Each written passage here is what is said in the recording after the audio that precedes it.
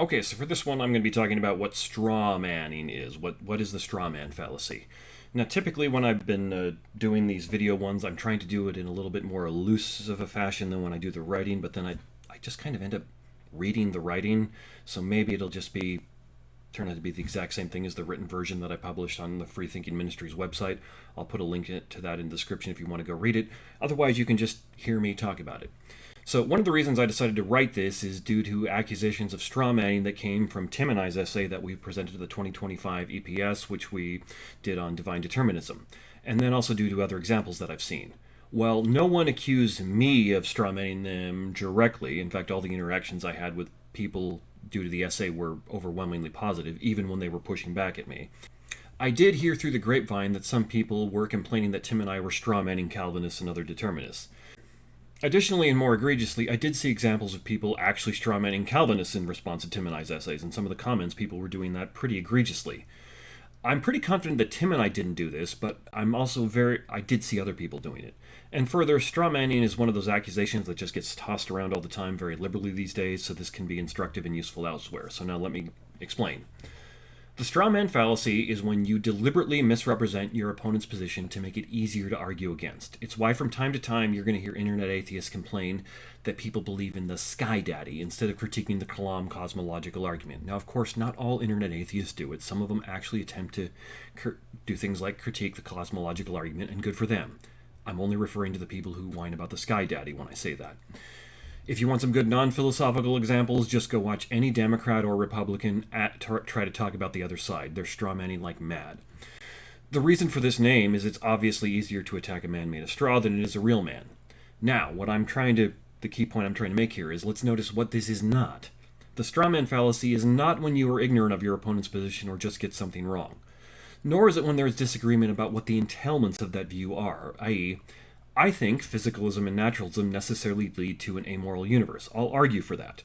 There are physicalists and naturalists who disagree with me and really believe in real objective morality and argue as such. I think they're being inconsistent, and I'll argue that. They disagree and will argue against me. Now, I'm not strawmanning them when I argue, this is what I argue follows from your view. I'm only doing that if I claim, you guys are moral nihilists. I don't claim they are. Rather, what I'm arguing is they should be moral nihilists, or else they're being inconsistent. So let's carry the example further. Suppose I'm arguing against an atheist who thinks that morality really is just an illusion caused by evolutionary adaptation, like the late Michael Ruse claimed. An atheist who believes in objective morality might want to accuse me of strawmanning him, as he'll say, look, you claimed atheists don't believe in morality, but I do. Well, this is just a misunderstanding of the strawman fallacy. If I'm arguing against the late Michael Ruse, and he really did think that, he did, at least he argued that in print, then there is no strawman here.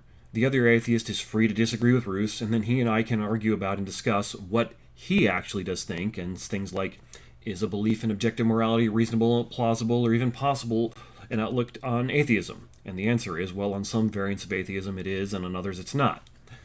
The point here is that if I can cite someone in a group, in this case atheists, who really does claim X, then it's not strawmanning if I argue against X, even if other people in that same group, again in this case atheists, reject that belief, reject X. At that point, if that happens, I should just be happy that I've found that those other people in that group have seen the light, and they're rejecting X. That is, there are atheists who really do believe in objective morality. I should be happy about that, and I am. And those people, in turn, should be happy that they have an ally in arguing that objective morality really does exist. At the worst, you could say at that point, my criticisms just don't apply to those people.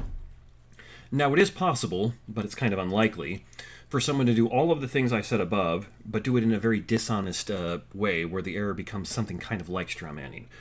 I could claim, for example, that all atheists follow the philosophy of Nietzsche and Marx, and of course they don't, that'd be stupid. And then I offer truly devastating critiques of Marx and Nietzsche and claim, well, I've defeated atheism. Well, an atheist who rejects Marx and Nietzsche would rightly take offense. If I knowingly do this, this is strawmanning.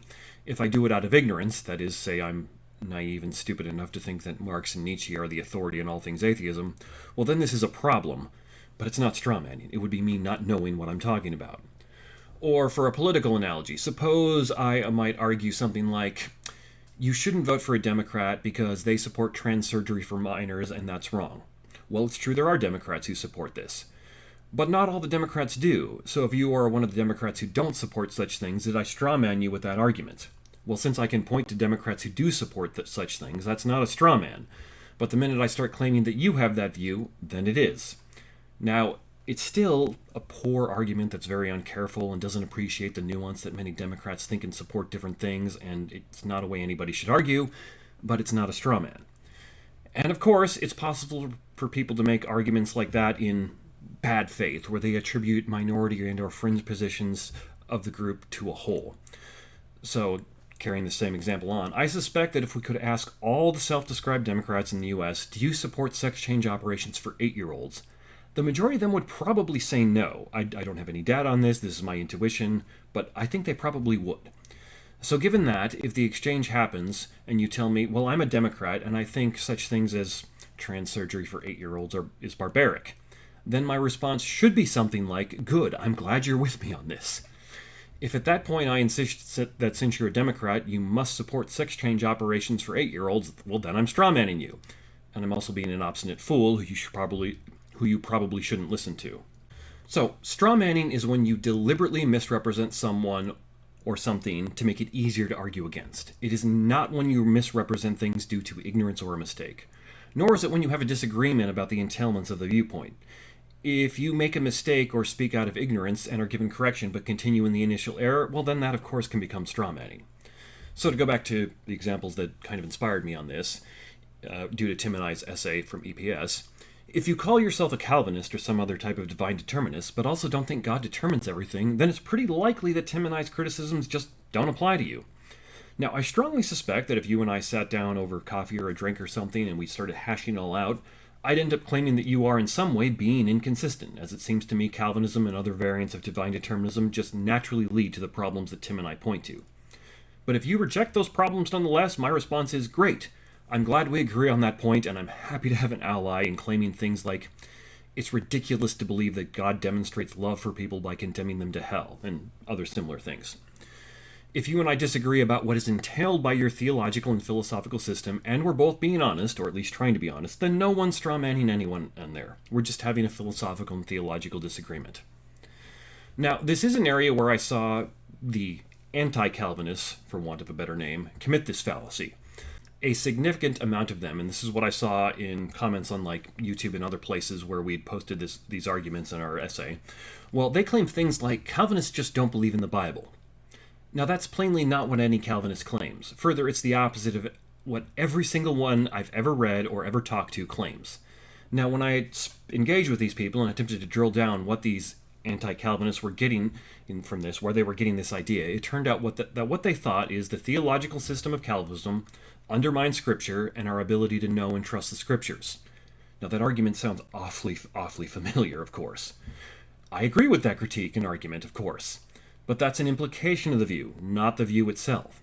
Hence these anti-Calvinists are strawmanning Calvinists as they're attributing them to them a view that is just flatly denied. Now I think it is denied on the pain of a contradiction or an inconsistency, but we still need to give Calvinists credit for denying that claim. They actually do believe in the Bible. It's not reasonable, fair, or good practice to just do otherwise. Now, naturally, this has many implications in a lot of other areas, as strawmanning is one of those phrases that's just constantly thrown around way too often. And some people do indeed do this in a malicious way. That unfortunately does happen.